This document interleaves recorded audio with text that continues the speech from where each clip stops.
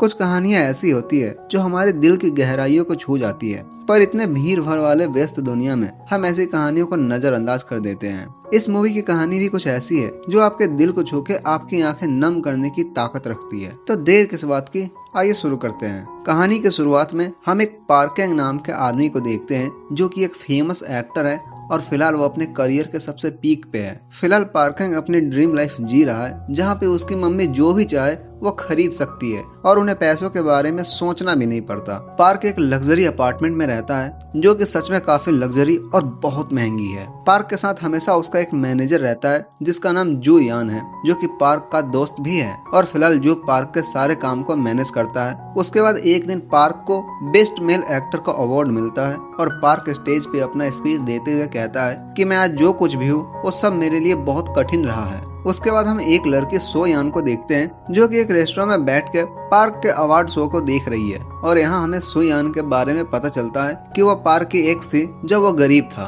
और वो अपनी आर्ट की स्टडी कंप्लीट करने न्यूयॉर्क चली गई थी और वो फिलहाल फिर से वापस लौट के आई है अपनी आर्ट एग्जीबिशन को खोलने के लिए। वह रात क्रिसमस की रात है क्योंकि आज 24 दिसंबर है। जो अपने फैमिली के पास जल्दी जाना चाहता है क्योंकि वो अपना टाइम अपने परिवार के साथ बिताना चाहता है, पर तभी पार्क उसे रोक लेता है और अपने साथ एक रेस्टोरेंट में ले जाता है जहाँ पे वो पहले आया करता था जब वो फेमस एक्टर नहीं हुआ करता था। यहाँ पे पार्क अपने दोस्त जू से बातें कर रहा है और उनके बारे में फिर से एक बार वही बातें रिपीट कर रहा है जब वो दोनों शुरुआती दिनों में साथ में ऑडिशन देने आए थे। पर लकीली फॉर्चून के डायरेक्टर्स ने पार्क को एज ए बेस्ट एक्टर चुन लिया और जू का एक्टिंग करियर बढ़िया नहीं चला, इसलिए उसने एक्टिंग क्विट करके फुल टाइम पार्क का मैनेजर बनने का फैसला लिया। यहाँ पे जो पार्क से कहता है कि अगर तुम फेमस एक्टर नहीं होते तो आज तुम्हारे सो यान के साथ एक फैमिली होती। यहाँ पे जो की बातें सुनते ही पार्क को अपनी पास्ट याद आ जाती है जब वो इसी रेस्टोरेंट में सोयान से ब्रेकअप कर लिया था क्योंकि उसे अपनी एक्टिंग करियर को परस्यू करना था और सोयान को भी अपनी आर्ट नॉलेज को डीप करनी थी, इसलिए उसे न्यूयॉर्क जाना पड़ा। वहाँ से निकलने के बाद पार्क जू से एक और बार में ड्रिंक करने के लिए कहता है, पर क्योंकि आज क्रिसमस की रात है और जू अपने फैमिली के साथ अपना टाइम बिताना चाहता है इसलिए वो पार्क को अकेले ही टैक्सी से घर जाने के लिए कहता है। अब यहाँ पे पार्क अकेले ही उस टैक्सी में बैठ के जा रहा है और वो फिलहाल टैक्सी ड्राइवर काफी खुश है कि उसके कार में एक फेमस एक्टर बैठा हुआ है। यहाँ पे पार्क ड्राइवर से बातें करने लगता है, पर तभी ड्राइवर पार्क से पूछता है कि आप तो बहुत खुश होंगे क्योंकि आपके पास वह सब चीजें हैं जो कि एक मर्द के पास होनी चाहिए। ड्राइवर की बातें सुनकर पार्क उससे कहता है कि तुम्हें नहीं पता कि मेरे साथ क्या हुआ है और उसकी बातों को सुनकर ड्राइवर उसे जवाब देता है कि जिंदगी में सक्सेसफुल और अपने पास बहुत सारे पैसे होना हैप्पीनेस की गारंटी नहीं देती है। क्योंकि ड्राइवर ने पार्क से बातें करी है, वह पार्क के दिल के हालातों को समझ जाता है और उसे एक अनयूजुअल सा क्वेश्चन करता है। वह पार्क से पूछता है कि अगर आपको पास्ट में कुछ चेंज करने का मौका दिया जाए तो आप क्या चेंज करना चाहोगे। क्योंकि पार्क से बातें करने के बाद ड्राइवर यह जानता है कि वह अपने पास्ट में कुछ चेंजेस करना चाहता है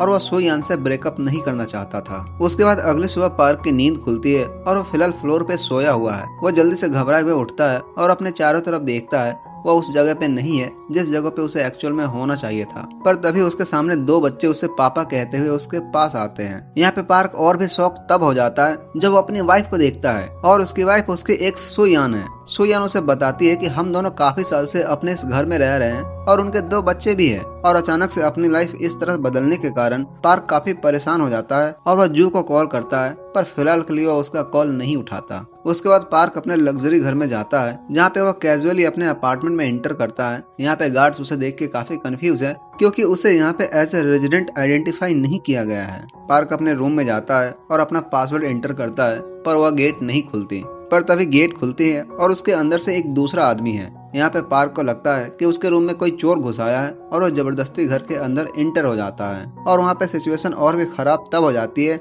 जब वहाँ का ओनर अपनी वाइफ पे चिल्लाते हुए कह रहा था कि यह तुम्हारा बॉयफ्रेंड है और तुमसे मिलने यहाँ पे आया है। सिक्योरिटी गार्ड पार्क को पकड़ता है। फिलहाल पार्क चिल्लाते हुए उन्हें समझाने की कोशिश कर रहा है कि वह एक बहुत फेमस एक्टर है और यह अपार्टमेंट उसी का है। उसके बाद पार्क को पुलिस स्टेशन में लाया जाता है और पुलिस उसे उस अपार्टमेंट की आइडेंटिटी दिखाती है कि वह कभी भी इस अपार्टमेंट का ओनर नहीं रहा है। यहाँ पे पार्क की लाइफ में सब कुछ चेंज हो गया है बस एक ही नाइट में। अब यहाँ पे पुलिस स्टेशन में सू पार्क को छुड़ाने आती है और वह कहती है कि मैं इसकी वाइफ हूँ, पर सू को देखते ही पार्क को शर्म आने लगती है और वह कहता है कि ये मेरी वाइफ नहीं है। यहाँ पे सू पार्क को लेकर काफी कंफ्यूज है और उसने फिलहाल उससे डिवोर्स भी मांग लिया, पर तभी वह पुलिस वाला सू से बातें करता है और वह कहता है कि पार्क के दिमागी हालात सही नहीं है क्योंकि वो अपने आप को एक बहुत ही फेमस एक्टर बता रहा है। उसके बाद वह दोनों घर जाने लगते हैं और पार्क की ऐसी हरकतों को देख के सू उसे एक थप्पड़ मारती है। यहाँ पे फिलहाल पार्क बार बार सू को यह कहते हुए परेशान कर रहा है कि क्या मैंने सच में तुमसे शादी की, और पार्क की ऐसे इरिटेटिंग बातों को सुनने के बाद सू उसे एक जोर से थप्पड़ मारती है और कहती है कि अपनी नींद से उठो। उसकी वाइफ जा रही है और तभी पार्क एक टैक्सी को देखता है और उसे याद आता है कि लास्ट नाइट वो भी एक टैक्सी में बैठा था और उसके बाद उसकी जिंदगी ऐसी हो गई। उसके बाद दोनों घर आते हैं और पार्क अपनी बेटी रोही से मिलता है। यहाँ पे पार्क उससे कहता है कि बेटा मुझे लगता है मैंने अपनी याददाश्त खो दी है, क्योंकि सच में अगर हम पार्क की लाइफ को देखें तो उसे कुछ भी याद नहीं होगा, क्योंकि एक ही रात में उसकी जिंदगी ऐसे बदल गई। उसके बाद सू अपने दोस्तों के साथ पार्टी के लिए जा रही है, इसलिए वो पार्क से कहती है कि तुम घर पे रह के बच्चों का ख्याल रखना। और उसकी ये बातें सुनकर पार्क उसे कहता है कि तुम इतनी गरीब हो कि तुम एक बेबी सिटर भी हायर नहीं कर सकती। और उसकी ऐसी फालतू की बातों को सुन के सू उससे कहती है कि तुम अभी भी नशे में हो और पीना छोड़ के चुपचाप पैसे बचाओ ताकि मैं इस महीने के खर्च निकाल पाऊँ। पार्क अभी भी जानना चाहता है कि उसके साथ आखिरकार हुआ क्या, इसलिए वो इसका जवाब ढूंढने उस टैक्सी कंपनी के पास पहुंचता है और उसे उस टैक्सी और उस ड्राइवर के अटायर के बारे में बताता है। पर यहाँ पे वो कंपनी उसे जवाब देते हुए कहती है कि ऐसी कोई भी टैक्सी और ड्राइवर हमारे यहाँ एग्जिस्ट नहीं करती। घर पहुंचने के बाद पार्क अपने बच्चों से पूछता है कि मेरे बारे में कुछ बताओ। तब यहाँ पे उसकी बेटी रोही उसे कहती है कि आप एक एक्टर हो पर फेमस नहीं। उसके बाद पार्क अपने आप को एक टीवी शो में देखता है जो कि फिलहाल एज अ थर्ड एक्टर काम कर रहा है और यह देख के पार्क शॉक हो जाता है। रात को सू पार्क से बातें करते हुए उससे पूछती है कि तुम सुबह उस अपार्टमेंट में गए थे, बताओ वहाँ पे क्या हुआ।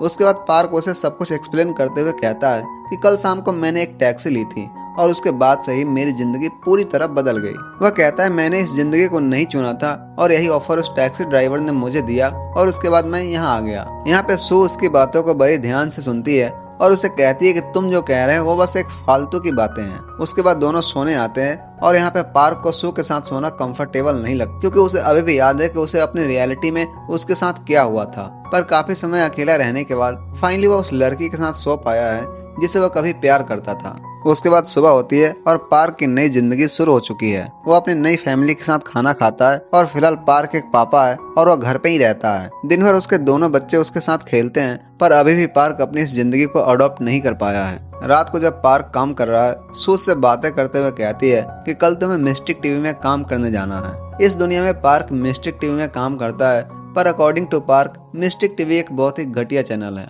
पर फिर भी वो उसमें काम करता है और उसकी पूरी फैमिली उसके इसी काम से बहुत ही खुश रहती है। उसके बाद पार्क के फ्रेंड वो ही उसे अपने थिएटर शो को प्रमोट करने के लिए बुलाती है और वहां जाकर पार्क को अपने बारे में पता चलता है कि वो एक्टिंग के अलावा थिएटर शो से भी पैसे कमाता है। उसके बाद पार्क वही से पूछता है कि तुमने जू यान को कांटेक्ट क्यों नहीं किया। तब यहाँ पे वो पार्क को बताती है कि फिलहाल जू यान अपनी नई मूवी को प्रमोट करने में लगा हुआ है। उसके बाद पार्क थिएटर में अपने दोस्त की मूवी देखता है और वह उसकी मूवी देख के पूरी तरह समझ चुका है कि उसकी लाइफ जू यान के साथ एक्सचेंज हो गई है और जो वह पहले था वो फिलहाल जू यान है और जो जिंदगी पहले वह जीता था फिलहाल वह जू यान जी रहा है। उसके बाद पार्क अपने दोस्त जू यान से मिलने उसके ऑफिस जाता है। यहाँ पे उसका मैनेजर उसे रोक रहा है, पर यहाँ पे जू अपने पुराने दोस्त को पहचान लेता है और उसे रात को अपने खाने पे इनवाइट करता है। यहाँ पे जू से बातें करते हुए पार्क को पता चलता है कि इस रियलिटी में जू एक फेमस एक्टर बन गया, क्योंकि ऑडिशन के दिन पार्क अपनी गर्लफ्रेंड सू यान को एयरपोर्ट छोड़ने गया था।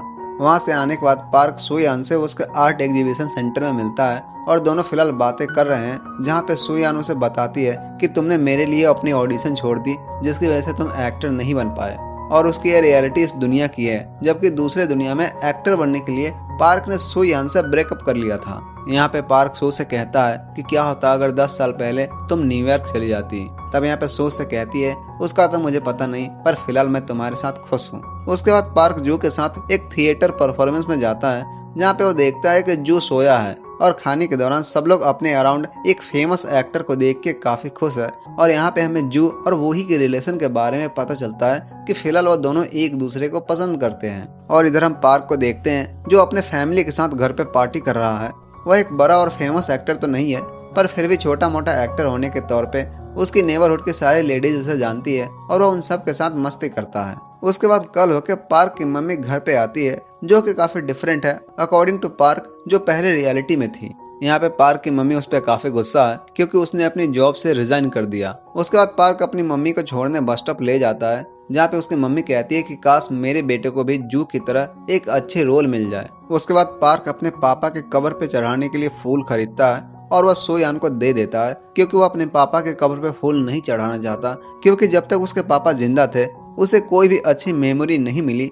इसलिए पार्क अपने पापा की बातें और उनसे हमेशा दूर ही रहता था। उसके बाद पार्क एक ऑडिशन देने जाता है जहाँ पे उसकी एक्टिंग डिसेंट है और यहाँ पे वो ऑडिशनर भी जानता है कि पार्क जू का फ्रेंड है, इसलिए वो पार्क की जगह फिल्म में जू को लेना ही पसंद करते हैं। शाम को प्रैक्टिस करते हुए पार्क की सारी बातें जू को बताता है और इस ऑडिशन के लिए जू ने ही उसे भेजा था। यहाँ पे जो पार्क को कहता है कि तुम्हारी फाइनेंशियल कंडीशन इतनी सही नहीं है कि तुम एक के बाद एक ऑडिशन देते रहो, इसलिए वो पार्क को कहता है कि तुम मेरे मैनेजर बन जाओ। और उसकी बातें सुनकर पार्क काफी गुस्सा हो जाता है क्योंकि उसकी लाइफ पूरी तरह चेंज हो चुकी है और वो उस चीज से बिल्कुल भी खुश नहीं है जो फिलहाल उसके पास है। उसके बाद कल होके पार्क सोयान से मिल नहीं पा रहा है और उसे फोन पे भी कांटेक्ट नहीं कर पा रहा है, इसलिए वो अपने दोनों बच्चों को लेकर पार्क में चला जाता है जहाँ पे रोही उससे पूछती है कि पापा बड़े एक्टर्स ऑटोग्राफ कैसे देते हैं। तब उसे पार्क साइन करना सिखाता है। तब रोही पार्क को कहती है कि आप भी सबको एक दिन फेमस एक्टर की तरह ऑटोग्राफ देंगे, पर तभी उसका बेटा झूले से गिर जाता है और उसे चोट लग जाती है। उसके बाद हॉस्पिटल में अपने बच्चों को देखने सोयान आती है और यहाँ पे पार्क को पता चलता है कि सोयान एक स्टोर में काम करती है, पर उसने ऐसा कभी भी महसूस नहीं होने दिया और हमेशा फैमिली के हेड पर्सन बनी रही। उसके बाद पार्क जल्दी से उसका एटीएम कार्ड लेके उसमें पैसे को चेक करता है। तब वो देखता है कि उनके अकाउंट में बिल्कुल पैसे ही नहीं है। यहाँ पे पार्क सोयान से काफी डिसअपॉइंट होता है क्योंकि उसने पिछले 10 सालों में भी कुछ नहीं किया। अब पार्क के पास कोई भी रास्ता नहीं है, इसलिए वो अपने दोस्त जूयुन का मैनेजर बनने के लिए रेडी हो जाता है। क्योंकि उसने अपने पिछले रियलिटी में जूयुन को एज ए मैनेजर काम करते हुए देखा है, इसलिए उसे काफी एक्सपीरियंस है और वह जूयुन की काफी हेल्प करता है। उसके बाद पार्क जूयुन को अपनी फी और अपनी एडवर्टाइजिंग फी को और भी बढ़ाने के लिए कहता है। यहाँ पे पार्क अपने 10 सालों के एक्सपीरियंस यूज करके जूयुन को गाइड करता है ताकि वह और भी ज्यादा पैसे कमा पाए। और कई बार पार्क जूयुन को स्क्रिप्ट भी पढ़ के सुनाता है और इमोशनल हो जाता है क्योंकि उसने पिछले काफी टाइम से कोई भी स्क्रिप्ट नहीं पढ़ी। लेकिन इस दुनिया में जूयुन स्क्रिप्ट को अच्छे से याद नहीं कर पाता, जिसके कारण उसकी प्रोडक्शन टीम उसकी प्रोडक्टिविटी से काफी परेशान रहती है और इसके रिजल्ट में वहाँ का डायरेक्टर ए रोल पार्क को ऑफर करता है क्योंकि वह भी जानता है कि पार्क भी एक एक्टर है। और यहाँ पे पार्क खुशी खुशी उस रोल को एक्सेप्ट कर लेता है और वह बहुत अच्छी एक्टिंग करता है। पर फिलहाल जो सिर्फ कैमरे के लिए ही एक्टिंग कर रहा है। पार्क की ऐसी एक्टिंग स्किल्स को देखते हुए उसे और भी रोल ऑफर किए जाने लगे हैं और अब पार्क एक थर्ड एक्टर से प्रोफेशनल एक्टर बन गया है। उसकी ऐसी एक्टिंग को देख के उसके घर वाले भी काफी सरप्राइज है और अब फिलहाल पार्क अपनी जिंदगी और अपनी फैमिली के साथ टाइम बिताना एंजॉय करने लगा है। अब पार्क अपने फैमिली को पहले से ज्यादा प्यार करता है। उसकी लाइफ में सब कुछ पहले से ज्यादा बेहतर है और अब वह पहले से ज्यादा खुश है। पर तभी जूयुन पार्क को एक लग्जरी अपार्टमेंट देता है और वो अपनी पूरी फैमिली को वहाँ पे लेके जाता है, जहाँ पे सोयुन पार्क को वहाँ पे रहने के लिए मना कर देती है। सोयुन पार्क को कहती है कि पैसे आने की वजह से तुम बदल गए हो, तुम हमारे उस छोटे से घर को भूल गए हो जहाँ से हमने सब कुछ शुरू किया था। वह कहती है मैं इस लग्जरी अपार्टमेंट के लिए उन सभी पुरानी यादों को नहीं छोड़ सकती। यहाँ पे पार्क कहता है कि एज ए मैन मैं अपनी फैमिली को सारी लग्जरी देना चाहता हूँ जो वह डिजर्व करते हैं। लेकिन यहाँ पे बातों बातों में ही पार्क सोयुन से उसी तरह फाइट कर रहा है जैसे वो अपनी दूसरी दुनिया में किया करता था और इसकी वजह से दोनों के बीच एक आर्ग्यू हो जाती है। उसके बाद रात में पार्क को नींद नहीं आ रही, इसलिए वो उठ के अपने बच्चों के कमरे में जाता है और वहाँ जाके उसे समझ में आता है कि उसके इस जिंदगी में लग्जरी ज्यादा जरूरी चीजें नहीं है। पार्क जल्दी से अपनी गलतियों को एक्सेप्ट करता है और अब वह फिलहाल पहले के कंपैरिजन में अपनी इस जिंदगी में काफी खुश है क्योंकि उसकी पिछली जिंदगी में उसके पास सब कुछ था पर फिर भी वह अकेला रहता था। और इस तरह दिन, हफ्ते और कई महीने बीत जाते हैं और पार्क अपनी पुरानी लाइफ को भूल के इस जिंदगी में काफी खुश है। पार्क जूयुन के साथ अपनी ड्रामा फिल्म को खत्म करता है। अब यहाँ पे पार्क के भी बहुत सारे फैन हो चुके हैं, इंक्लूडिंग डायरेक्टर उन दोनों को कहता है कि जूयुन को पार्क का मैनेजर होना चाहिए, न कि पार्क को जूयुन का। उसके बाद पार्क की एक स्पेशल इंटरव्यू ली जाती है जहाँ पे अब पार्क मैनेजर से प्रोफेशनल एक्टर बन चुका है और उसकी लाइफ में ऐसी परफॉर्मेंस को देख के उसके परिवार वाले भी काफी खुश है। पर फिलहाल अभी भी पार्क जूयुन के लिए एज ए मैनेजर ही काम करता है। अवार्ड शो में जू को बेस्ट एक्टर का अवार्ड मिलता है, पर यहाँ पे वो पार्क को थैंक यू कहता है कि मैं तुम्हारे बिना यह सब नहीं कर पाता। जू यहाँ पे कहता है कि पार्क मुझसे भी अच्छा एक्टर है। अवार्ड मिलने के बाद जू पार्क को ड्रिंक करने एक रेस्टोरेंट में ले जाता है जहाँ पे जू पार्क को एक सीरीज में काम करने का ऑफर देता है जिसके कारण उसे 3 महीने अपने फैमिली से दूर रहना होगा। पर पार्क उस ऑफर को रिफ्यूज कर देता है क्योंकि अब वो अपने परिवार से दूर नहीं रहना चाहता। यहाँ पे जूइन पार्क से कहता है कि मुझे वही से प्यार हो गया है, ये वही लड़की है जिससे जूइन की काफी अच्छी बनती है। और बातों बातों में ही जूइन पार्क से कहता है कि काश मैं तुम्हारी जगह होता और मेरी भी फैमिली होती। उसके बाद पार्क एक टैक्सी लेता है और आज का दिन है 24 दिसंबर और आज की रात है क्रिसमस की रात। और इसी रात को पिछले साल पार्क की जिंदगी पूरी तरह बदल गई थी।